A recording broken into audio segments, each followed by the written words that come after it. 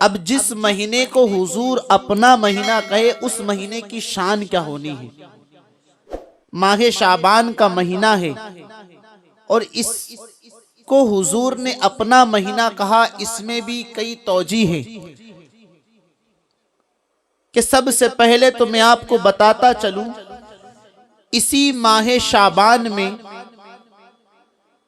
ایک ایسی آیت نازل ہوئی، ایک ایسا حکم ہمیں ملا کہ جب اس آیت کے بارے میں ہمارے آقا صلی اللہ علیہ وسلم نے اپنے صحابہ کو بتایا تو صحابہ نے مبارکباد پیش کی۔ وہ آیت ایسی ہے کہ اگر ہم اس آیت پر عمل کریں تو حضور پاک صلی اللہ علیہ وسلم سے ہمارا زمین کے اوپر بھی، زمین کے اندر بھی اور بروز محشر بھی رشتہ مضبوط ہو جاتا ہے۔ وہ آیت کون سی ہے جو اسی ماہ شعبان میں نازل ہوئی؟ وہ آیت جو ہم اپنی محفلوں میں پڑھتے ہیں، وہ آیت جو ہم اپنی مسجدوں میں ہر نماز کے بعد سنتے ہیں، وہ آیت جو ہم ہماری کانفرنس میں پڑھتے ہیں، وہ آیت یہ ہے، ان اللہ وملائکتہ یصلون علی النبی یا ایھا الذین آمنوا صلوا علیہ وسلموا تسلیما۔ اللہم صلی علی سیدنا مولانا محمد وبارک وسلم۔ تو آیت درود بھی نازل ہوئی تو اسی شعبان کے مہینے میں نازل ہوئی۔ میرے عزیزوں، میں بتاتا چلوں دوسری بات یہ کہ ماہ شعبان کی یہ بھی خاص بات ہے کہ ہمارے آقا صلی اللہ تعالی علیہ وسلم نماز ادا کرا رہے تھے، نماز پڑھا رہے تھے، اور اس وقت مسلمانوں کا قبلہ خانہ کعبہ نہیں بلکہ بیت المقدس تھا۔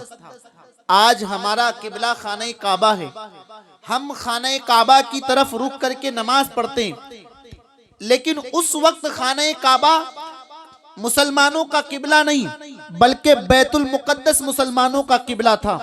تو حضور نماز پڑھا رہے تھے اور دل میں سوچا، کہا دل میں سوچا کہ خانہ کعبہ مسلمانوں کا قبلہ بن جائے۔ حضور نے سوچا اور حکم ہو گیا تو پتہ یہ چلا کہ خانہ کعبہ بھی مسلمانوں کا قبلہ بنا تو اسی ماہ شعبان میں بنا۔ یعنی ماہ شعبان میں حضور نے نماز کے دوران سوچا تو اللہ رب العزت نے خانہ کعبہ کو مسلمانوں کا قبلہ بنا دیا۔ میرے عزیزو، یہ مہینہ بڑی برکتوں والا مہینہ ہے۔ اس مہینے کی شان، اللہ اکبر، کہ اس مہینے میں حضور پاک علیہ السلام کثرت کے ساتھ روزے رکھا کرتے تھے۔ ماہ شعبان کا مہینہ ہے نا، یہ پاک کرنے کا مہینہ ہے۔ شعبان المطہر، یہ مہینہ ہمیں پاک کرنے کے لیے آیا ہے۔ بندگان خدا اس مہینے میں روزے رکھتے ہیں، عبادت کرتے ہیں، بندگی کرتے ہیں اور توبہ کرتے ہیں، تو انہیں ملتا کیا ہے؟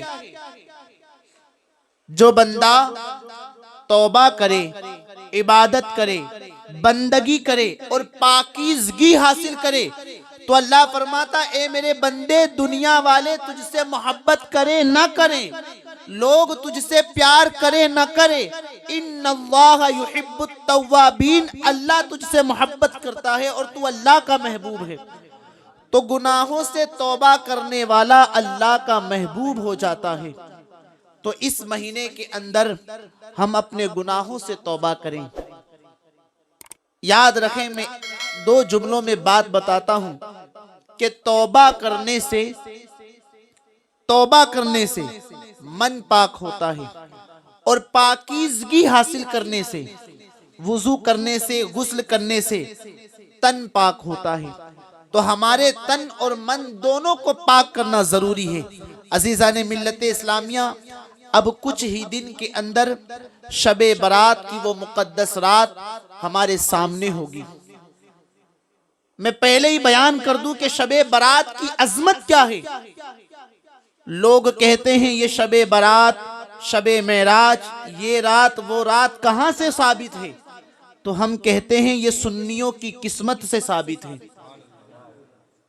شب برات کی رات اللہ اکبر وہ مقدس رات ہے کہ حدیث پاک میں ہے کہ میرے آقا صلی اللہ تعالی علیہ وسلم ماں عائشہ صدیقہ کے حجرے میں، اس لیے کہ حضور پاک کی کئی زوجہ تھی، کئی ازواج مطہرات تھی، تو باری تھی حضرت عائشہ کے ساتھ رہنے کی، اور حضور پاک صلی اللہ تعالی علیہ وسلم نکلے اور آپ وہاں سے چلے گئے۔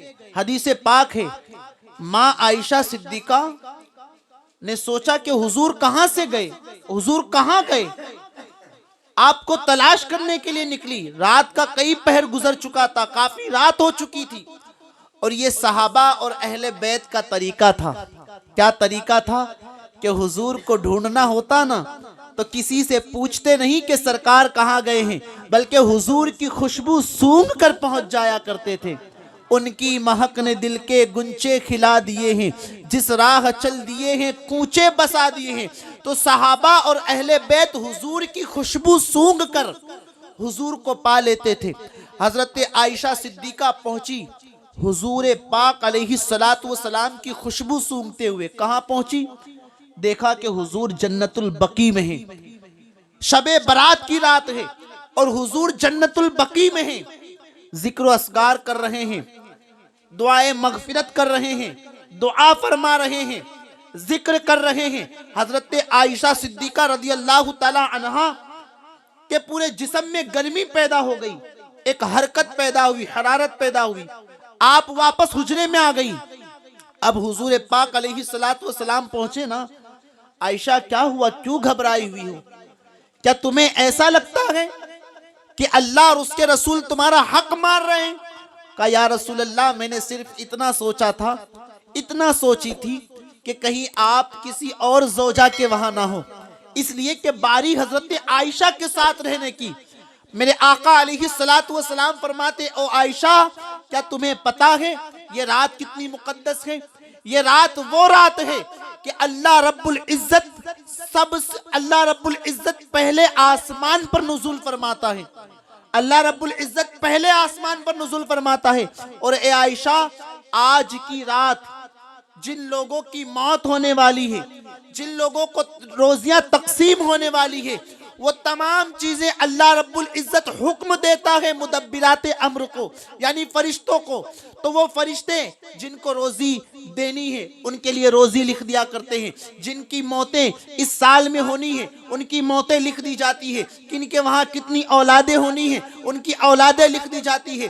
تو یہ رات تقسیم کی رات ہے میرے عزیزوں، اسی لیے میرے آقا علیہ السلام ماہ شعبان میں روزے کی کثرت کیا کرتے تھے، اس لیے کیا کرتے تھے کہ جب میری موت لکھی جا رہی ہو، اللہ اکبر، اس وقت میں روزے سے رہوں، اس وقت میں روزے سے رہوں۔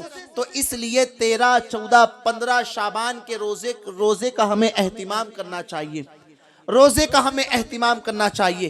یہ رات اتنی مقدس رات ہے آنے والی شب برات کہ میرے آقا صلی اللہ تعالی علیہ وسلم 13ویں شعبان تھی، شعبان کی 13 تاریخ، اور حضور کھڑے ہو گئے اور اپنے مولا سے ایک ہی چیز مانگ رہے ہیں۔ وہ کیا مانگ رہے ہیں؟ مولا میری امت کی شفاعت میرے ہاتھوں عطا فرما دے، مولا میری امت کی بخشش میرے حوالے فرما دے، میری امت کی سفارش میرے حوالے فرما دے۔ اللہ رب العزت نے فرمایا اے میرے محبوب، 1/3 امت کی سفارش تمہیں عطا کی جاتی ہے، 1/3 امت کی سفارش تمہیں عطا کی جاتی ہے۔ اب دوسری رات ہوئی، دوسری رات پھر حضور پاک کھڑے ہو گئے قیام میں اور ایک ہی چیز مانگ رہے، مولا میری امت کو بخش دے، میری امت کو بخش دے، میری امت کی شفاعت مجھے عطا فرما دے۔ اللہ رب العزت نے فرمایا اے محبوب، تمہیں 2/3 امت کی سفارش ہم تمہیں عطا کرتے ہیں، تم ان کی سفارش کر سکتے ہو۔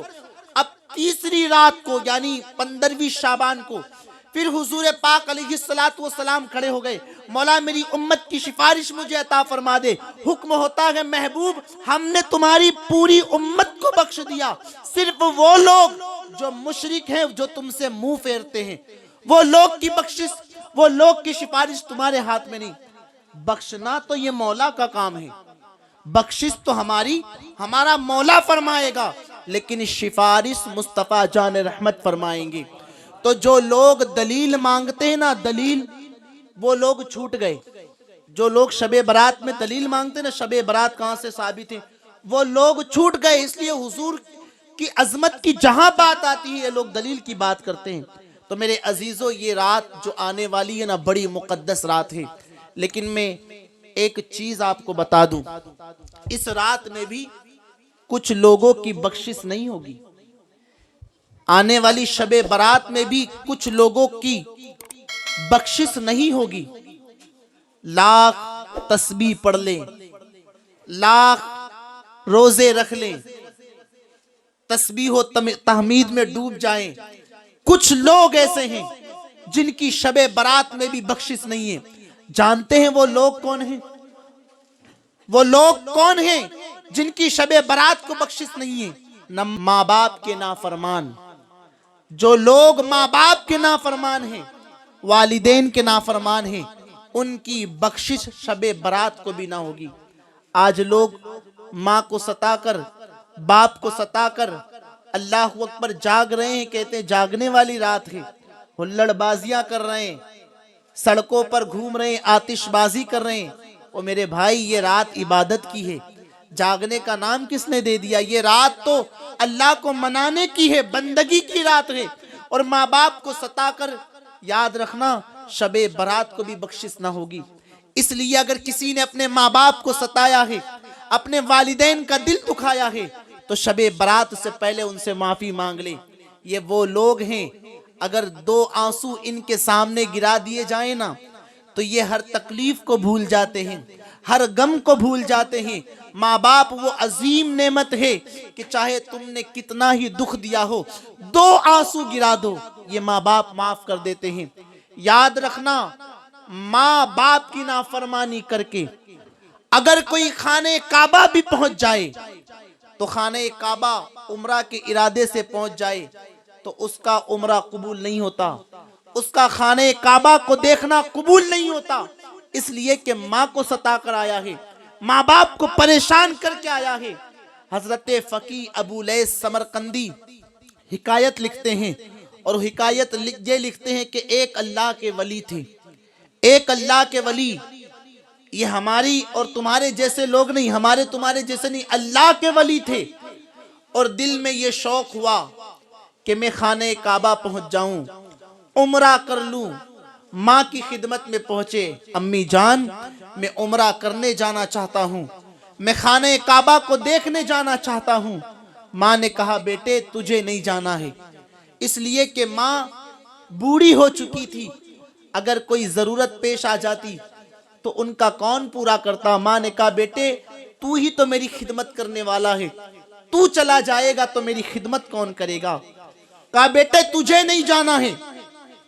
فقی ابو لیث سمرقندی لکھے بیٹا تجھے نہیں جانا ہے، اور وہ اللہ کے ولی تھے، لیکن دیکھو ماں کی نافرمانی انہوں نے کر دی۔ ایک اللہ کا ولی ماں کی نافرمانی کر دے، ماں کا نافرمان ہو جائے تو حال کیا ہوتا ہے سنیں۔ ہم اور آپ کیا ہیں؟ ہم نے تو صرف گناہوں کے علاوہ کچھ نہیں کیا، ہم نے تو صرف پاپ کے علاوہ کچھ نہیں کیا۔ وہ اللہ کے ولی، انہوں نے سوچا کہ پورا دن میں سفر کروں گا، پورا دن سفر میں گزاروں گا، اور رات کو نفل پڑھوں گا، نفل نمازیں پڑھوں گا۔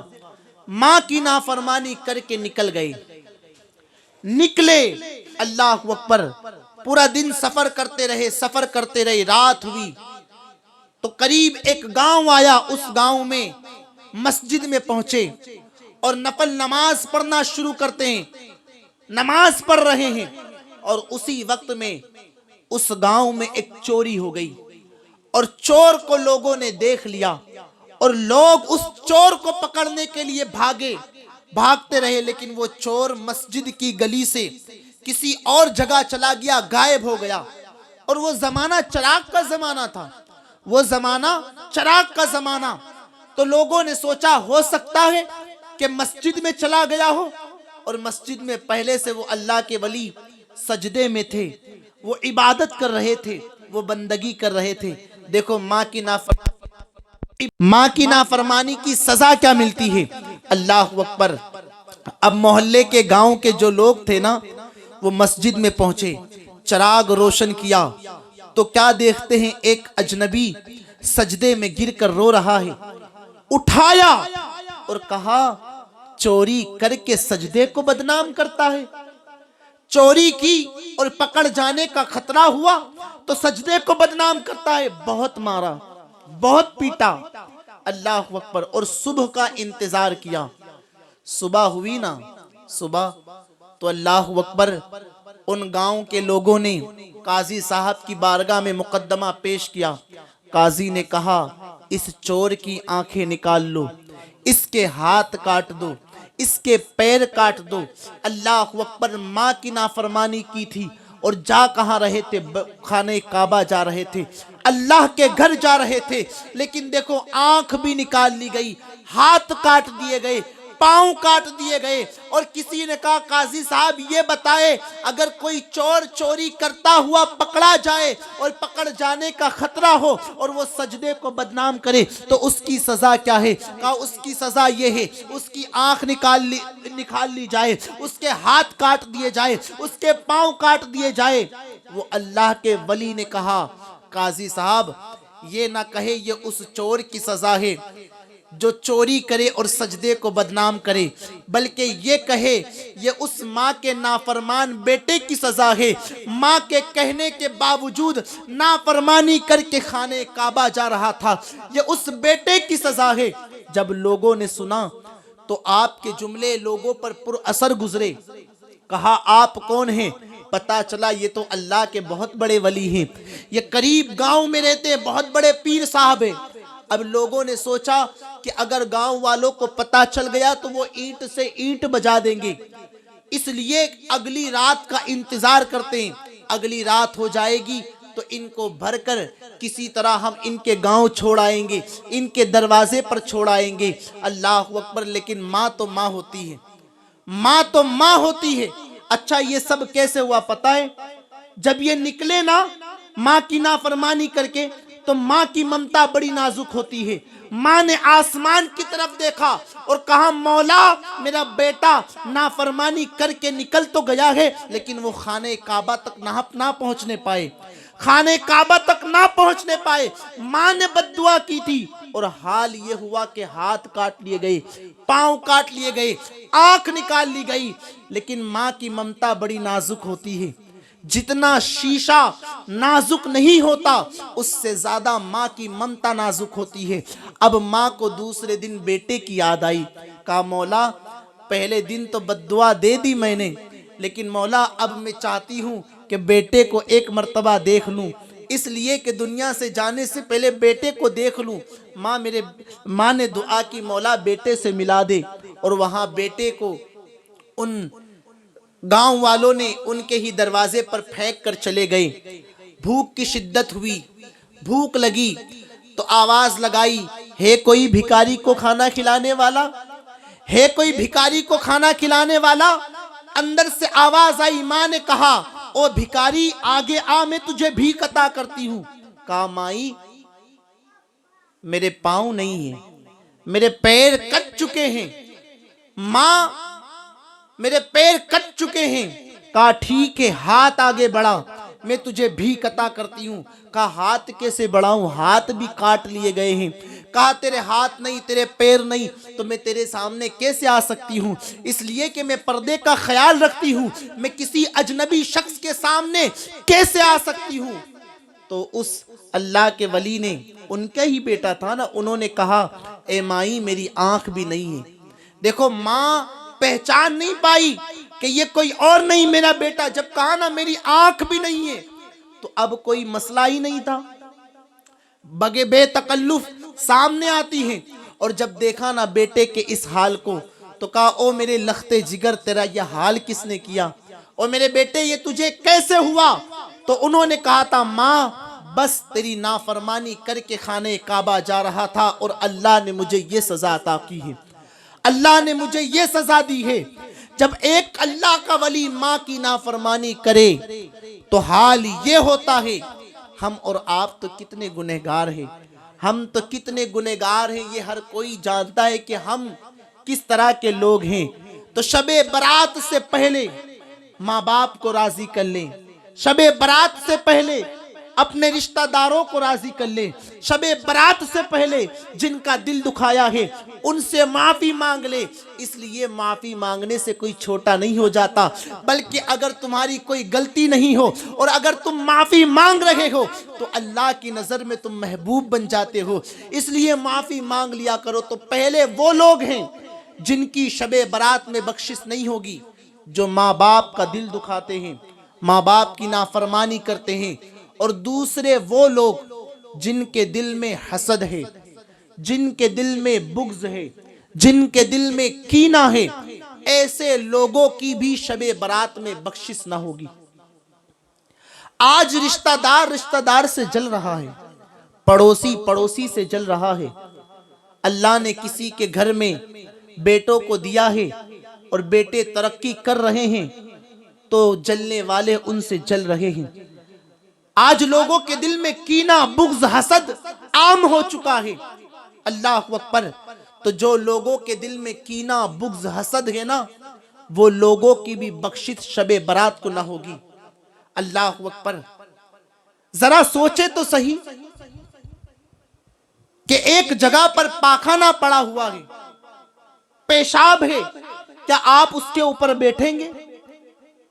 آپ کے پاس 10-15 ہزار روپے کی گڈی پڑی ہے، کیا آپ اس پیشاب پر وہ گڈی کو رکھیں گے؟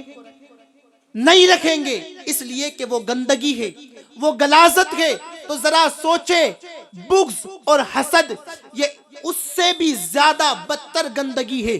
تو بتائیے جب وہ گندگی ہمارے سینے میں ہوگی تو اللہ رب العزت اپنی امانت عشق رسول ہمیں کیسے عطا فرمائے گا؟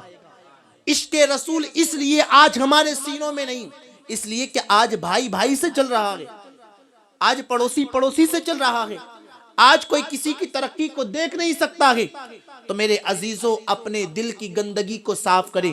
آج ہماری دعائیں بھی قبول نہیں ہوتی ہے، آخر کیا وجہ ہے کہ ہماری دعائیں قبول نہیں ہوتی؟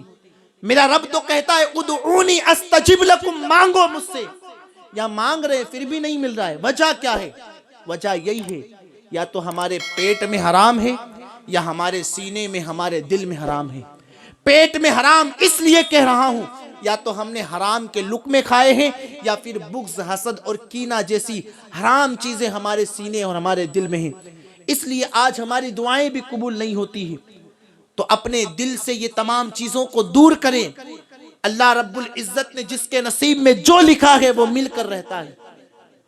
تو شب برات سے پہلے اپنے دل کو بھی صاف کر لیں، اپنے من کو صاف کر لیں، اپنے آپ کو پاک کر لیں، اللہ رب العزت ہماری بخشش فرمائے گا۔